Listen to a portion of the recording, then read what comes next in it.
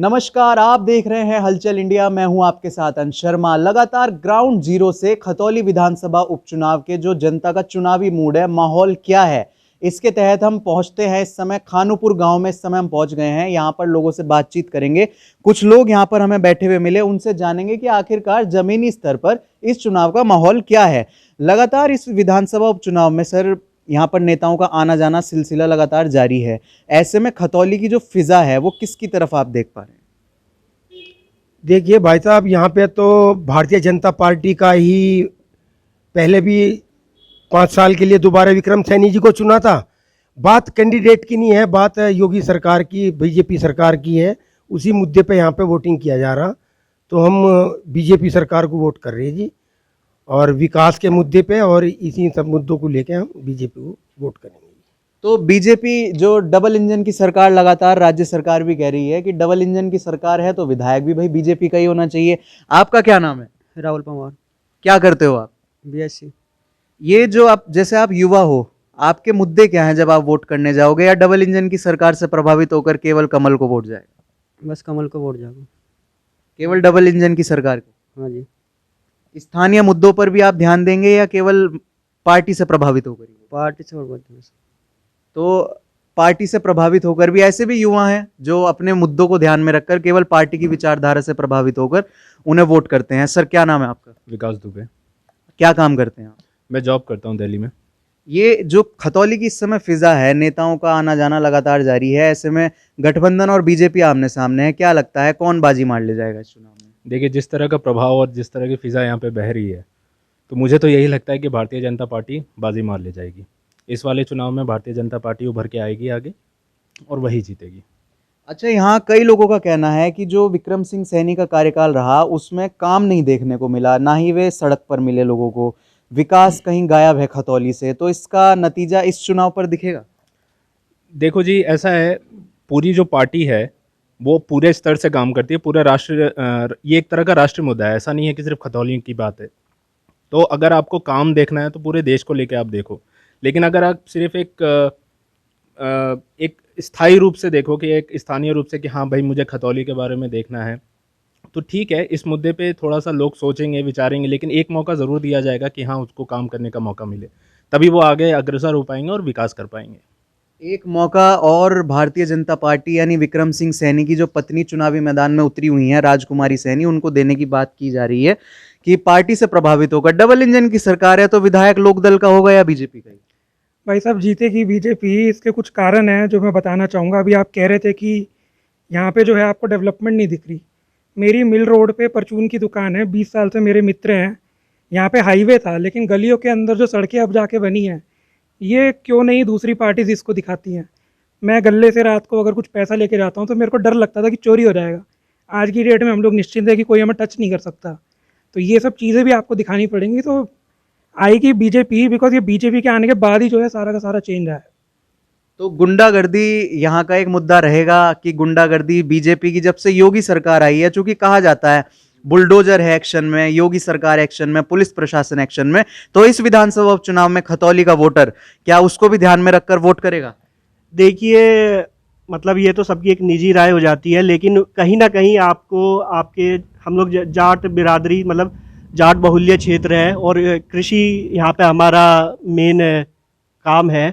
उस चीज़ को देखते हुए अगर आप एक बड़े किसान नेता के रूप में देखें इस वक्त, जो मुझे लगता है कि भाई कहीं ना कहीं मैं तो राष्ट्रीय लोकदल का समर्थन करता हूँ, और हमारे इतने बड़े नेता चौधरी अजीत सिंह जी के बाद में जयंत चौधरी जी है, तो कहीं ना कहीं बहुत सारे मुद्दे उठे कि भाई मदन भैया हमारे प्रत्याशी ऐसे हैं वैसे हैं, लेकिन कहीं ना कहीं ये जो चुनाव है ये जयंत चौधरी जी के नेतृत्व में लड़ा जा रहा है, और मेरा जो समर्थन है वो पूर्ण रूप से राष्ट्रीय लोकदल के लिए जाएगा। और पूरी कोशिश रहेगी कि भाई प्रत्याशी निकलेगा तो राष्ट्रीय लोकदल का ही निकलेगा, क्योंकि आपको जब हम लोग यहाँ पे अभी स्थानीय स्तर की बात करें तो हमारे लोकल मुद्दे की सुनवाई कहाँ पे है? भाई आपके कृषि कानून हो, आपके गन्ने का पेमेंट है, जो भी आपके इस तरह के बिल है, मतलब इस तरह के मुद्दे चले आ रहे हैं, आपकी फर्टिलाइजर्स मतलब खाद पे सब्सिडी के मुद्दे हैं, इन सब की सुनवाई कहाँ होगी? भाई मैं तो नहीं मानता कि भाई बीजेपी में इसका, मैं ये भी नहीं कहूँगा कि इसका समाधान नहीं हुआ, लेकिन पूर्ण समाधान नहीं हुआ, तो पूर्ण समाधान के लिए आपको कहीं ना कहीं राष्ट्रीय लोकदल के इतिहास को ध्यान में रखते हुए भी आपको एक मतलब जयंत चौधरी जी को थोड़ा उनका हाथ मजबूत करना होगा। आपका क्या नाम है? मेरा नाम दीपक पवार है। दीपक भाई, कई लोग कह रहे हैं कि डबल इंजन की सरकार है, राज्य में योगी सरकार है, केंद्र में मोदी सरकार है, तो दो दो चेहरे हैं। और जब मुजफ्फरनगर जैसी जो गन्ना बेल्ट है उसके सांसद अगर संजीव बालियान हो और 2013 के दंगों का जिक्र हो, तो ऐसे में आपको नहीं लगता बीजेपी के पास कुछ ऐसे मुद्दे हैं जो प्लस पॉइंट हैं कि वोटर्स को प्रभावित करते हैं? ऐसे में राष्ट्रीय लोकदल जिसकी आप बात कर रहे हैं वो कहां पर टिकती है? देखिए, ये ऐसा है कि बीजेपी की डबल इंजन की सरकार, आपने बिल्कुल सही कहा कि अगर डबल इंजन की सरकार होगी तो आपकी विकास की गति बढ़ेगी, इसमें कोई दो राय नहीं है। लेकिन जब तक हम लोग अपने नेता को मजबूत करने का काम नहीं करेंगे, अगर हम उनको समर्थन नहीं करेंगे, तो हम ये कैसे कह सकते हैं कि भाई अब आरएलडी काम नहीं कर रही। तो आपको कहीं ना कहीं एक आरएलडी को भी तो उसका हाथ मजबूत करना होगा, और फिर आपको देखना होगा कि आपकी स्थानीय मुद्दों पे, मतलब आपकी स्थानीय स्तर पे समाधान क्या है। और जब हम बात करते हैं कि दंगे का मुद्दा आ जाता है या हमारे मतलब आपका ये कहे जाति बिरादरी के मुद्दे उठ के आते हैं, तो कहीं ना कहीं आपको भाई, मैं भी ये कह सकते हैं कि भाई जाट बिरादरी से इन्फ्लुएंस हो गया, तो मुझे लगता है कि भाई मेरी जो जाट बिरादरी का नेता है, मुझे पहले उसको मजबूत करने का काम करना चाहिए ना। मुझे उसका कार्यकाल तो देखूं, मैं तो ये देखूं कि भाई वो लोग अगर वाकई में कह रहे हैं कि हम आपके मुद्दे जाके भाई विधानसभा में उठाएंगे, तो उन मुद्दों पर सुनवाई क्या है, उन मुद्दों पर एक्शन क्या है, क्या वाकई में वो मुद्दे उठाए जाएंगे विधानसभा के अंदर? देखिए, भारतीय राजनीति का ये कटु सत्य है, कितनी ही विकास की बातें हो जाएं, आखिरकार जनता के बीच में जाति का कार्ड जो है वो खेला ही जाता है, धर्म का कार्ड भी खेला जाता है। इन्होंने कहा स्थानीय स्तर पर जो सुनवाई है उसके लिए कौन नेता होगा तैयार? बीजेपी के लोग बीजेपी को जिता देंगे, लेकिन स्थानीय स्तर पर अगर विधायक गायब रहेंगे तो राष्ट्रीय लोकदल ही विकल्प बचता है। इस पर क्या कहेंगे? नहीं, ऐसा कुछ नहीं है। देखो, ये सबकी अपनी अपनी निजी मान्यताएं हैं कि उनका ये कहना है कि वो विधायक वहाँ नहीं दिखते। भाई, विधायक तो सबको आके घर पे घंटी नहीं बजा के बताएगा ना मैं आया हुआ हूँ। हमको ये देखना है कि जो हमारे मुद्दे हैं, जो हम चाहते हैं कि काम हो, वो काम हो रहा है कि नहीं। और हम ये भी नहीं कर सकते कि आज आप चुनाव जीत गए तो भाई 2 महीना हो गया तो काम दिखे। ये एक टाइम लगता है, कोई भी बिल पास होता है। हम डबल इंजन की सरकार को क्यों वोट करना चाह रहे हैं?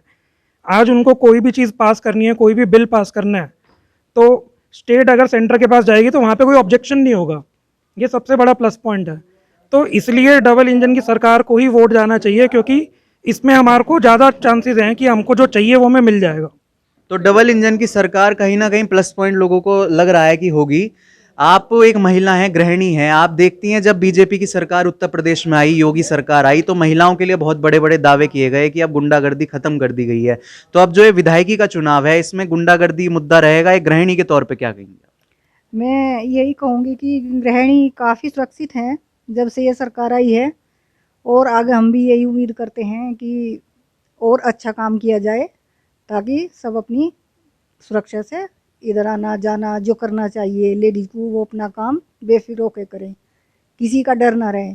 अब इस क्षेत्र में महिलाओं का पहले भी आपने देखा होगा, अब पहले गुंडागर्दी ज्यादा थी, अब कम है या उतनी है? जो सरकार लगातार कह रही है गुंडागर्दी अब खत्म कर दी गई है। नहीं, पहले बहुत ज़्यादा थी।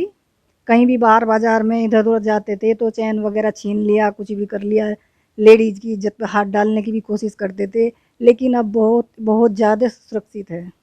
अब महिलाएं सुरक्षित हैं, और ये ऐसे कुछ मुद्दे हैं जिन्हें भारतीय जनता पार्टी लगातार जमीनी स्तर पर इस विधायकी के चुनाव में भी उतारने की पूरी कोशिश कर रही है कि किसी भी तरह गठबंधन इस सीट को अपने नाम ना कर पाए, क्योंकि ये कहीं ना कहीं दोनों ही दलों के लिए, गठबंधन के लिए भी जहां 3 दल एक साथ हैं, और भारतीय जनता पार्टी के लिए भी साख का सवाल कहीं ना कहीं खतौली विधानसभा सीट बनती जा रही है। आपका क्या नाम है? नेपाल सिंह। ये आपने तो कई सारे विधायक देखे होंगे, अब जो ये विधायकी का चुनाव आ रहा है इसमें क्या लग रहा है, मदन भैया जो गठबंधन की तरफ से प्रत्याशी हैं वो बाजी मार ले जाएंगे, या बीजेपी की तरफ से जो राजकुमारी सैनी है उनको डबल इंजन की सरकार का फायदा मिलेगा? हाँ, हम जो है बीजेपी की तरफ से हैं। मैं तो लोकदल का महासचिव रहा हूँ लंबे टाइम तक। लोकदल के आप महासचिव रहे हैं, महासचिव रहा, लेकिन आप बीजेपी की तरफ से हैं। मैं बीजेपी को जो मैंने ज्वाइन कर लिया। क्यों बीजेपी ज्वाइन किया आपने? भाई, पहले गुंडागर्दी बहुत थी, बड़ी दिक्कतें थी। आदमी हमारे नाम लाइसेंस है, लेकिन हम फायर कर नहीं सकते, और दूसरा होगा कट्टे फायर से दर्द कर रहा, तो कम से कम कुछ तो राहत हुई। तो फर्क ये है। वोटर्स को राहत मिल रही है और गुंडागर्दी का जो एक बड़ा मुद्दा ऐसी बेल्ट में, गन्ना बेल्ट में, और जहां तक कि मुजफ्फरनगर को अक्सर कहा भी जाता था कि क्राइम सिटी है, उसमें अगर अब गुंडागर्दी पर लगाम लग रही है तो कहीं ना कहीं यहाँ के वोटर्स का मानना है कि इससे बीजेपी को फायदा मिल सकता है। और जो डबल इंजन की सरकार है उसकी वजह से खतौली विधानसभा सीट पर बीजेपी की तरफ से जो राजकुमारी सैनी चुनावी मैदान में है उनको इसका फायदा चुनाव में मिल सकता है।